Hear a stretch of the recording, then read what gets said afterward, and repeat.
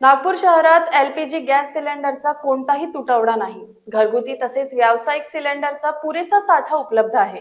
ज्यांनी ऑनलाईन किंवा offline booking केले आहे त्यांना घरपोच सिलेंडर दिले जात आहे। नागरिकांनी अफवांवर विश्वास ठेवू नये असे आवाहन अन्नधान्य वितरण अधिकारी विनोद काळे यांनी केले। अलीकडे शहरात गॅस सिलेंडरच्या तुटवड्याबाबत विविध चर्चा सुरू होत्या। काही ठिकाणी ऑनलाईन बुकिंग होत नसल्याने नागरिकांमध्ये संभ्रम निर्माण झाला होता।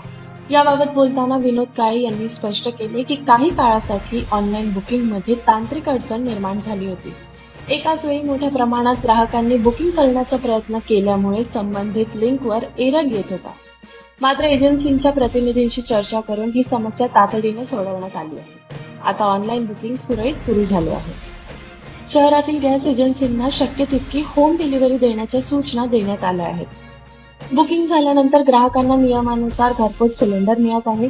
व्यावसायिक गॅस सिलेंडर बाबत बोलताना त्यांनी सांगितले की सध्या काही प्राधान्यक्रम निश्चित करण्यात आले आहेत। शासनाच्या मार्गदर्शक तत्वांनुसार सरकारी संस्था, वसतिगृहे, शासकीय कार्यालय आणि आवश्यक सेवांशी संबंधित आस्थापनांना प्रथम प्राधान्य दिले जात आहे।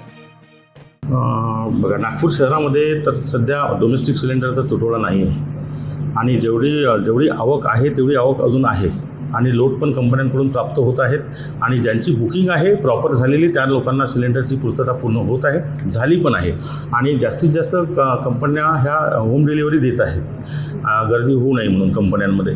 आता काही लोकांना कसं एक सिलेंडर झाल्यानंतर त्याच्याकडे दुसरंही असतं, तिसरंही असतं, त्याची पण त्यांना पूर्तता आवश्यक असतात म्हणून ते गॅस कंपनीच्या बाहेर रांगा लावतात आणि गर्दी करतात। लोकांना आमची विनंती पहिल्यापासून आहे की त्यांनी पॅनिक होऊ नये आणि वेळ जशी आली आहे त्या वेळेला अफवांना सुद्धा बळी पडू नये आणि सिलेंडरची पूर्तता, सिलेंडरचा स्टॉक तर आपल्या नागपूर शहरामध्ये कुठलाही अडचण नाही आहे। कमर्शियल सिलेंडरचा कसा? कमर्शियल सिलेंडर आता जेवढे जी आवक होती 1200 सिलेंडर जे नागपूर शहरामध्ये लागत होते रोजचे, त्याच्यात निश्चितच हे झाली आहे, कमी आलेली आहे आणि त्यामध्ये 100 सिलेंडर 200 सिलेंडरचा पुरवठाचं सध्या जे गव्हर्नमेंट इन्स्टिट्यूट आहेत, हॉस्पिटल्स आहेत, वसतिगृह आहेत त्यांना होत आहे। ज्या ठिकाणी भरपूर गर्दी आहे आणि अशा ठिकाणी सिलेंडर दिल्या जात नाही आहे अशा आमच्याकडे तक्रारी आल्यानंतर आम्ही त्या गॅस एजन्सीला भेटी दिल्या, त्यांचे स्टॉक चेक केले, त्यांच्याकडे आवक किती होती, जावक किती होती, सगळ्या गोष्टी आम्ही कागदोपत्री आणि ऑनलाईन सुद्धा पाहिल्या। त्या ठिकाणी असा कुठलाही गैरप्रकार झालेला दिसून आलेला नाही। ग्रामीणमध्ये झाल्या आहेत त्या बाबतीत, ग्रामीणमध्ये त्या कारवाई झाल्या आहेत, शहरामध्ये अजून कारवाई झाली नाही। ते नागपूर विभागाच्या बाहेरचं तर तुम्हाला माननीय उपायुक्त पुरवठा जे आहेत बनसोड साहेब त्यांच्याकडून माहिती मिळेल, कारण सगळे शहर याची मी फक्त शहरापुरता मर्यादित आहे तेवढीच माहिती मिळेल तुम्हाला। शहरामध्ये अजून कारवाई नाही झालेली आहे। जसं जर आम्हाला काही आढळलं तर आम्ही निश्चितच त्याला जीवनावश्यक वस्तू अधिनियम 1955 अंतर्गत कारवाई करू।